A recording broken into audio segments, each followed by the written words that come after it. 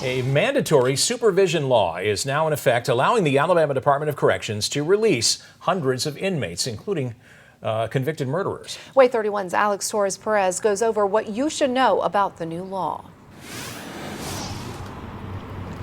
So this mandatory supervision law allows inmates who are really close to finishing their prison sentences to be released early under supervision. Now, what does that mean? That means electronic monitors and having to check in with officers with the Alabama Bureau of Pardons and Paroles. Now, the Department of Corrections can also require certain inmates to go to rehab, a mental health center, or any other program it deems necessary.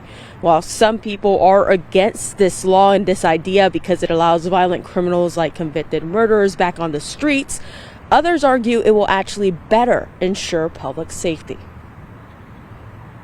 We've never had to do this in Alabama. This is not something that we have any experience doing, and that is supervising violent offenders. The other thing that we see, even on the nonviolent side, is that a majority of these individuals have already been on supervision before and they failed. And the question really that I would ask those who are proponents is, why do we expect them to do any differently here? They're going to be out in 2 to 10 months. Regardless, they're coming out.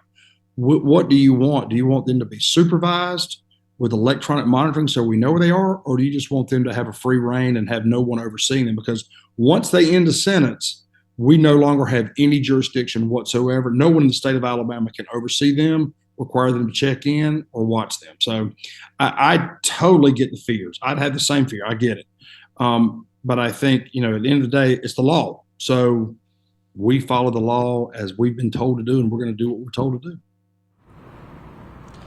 Now, 412 inmates were originally expected to be released today, but only up to 100 inmates are actually out and now on supervision, and that's because the Alabama Department of Correction is notifying the victims' families for all those other inmates that have not been released. Now, those inmates who were released will be supervised until the end of their sentence.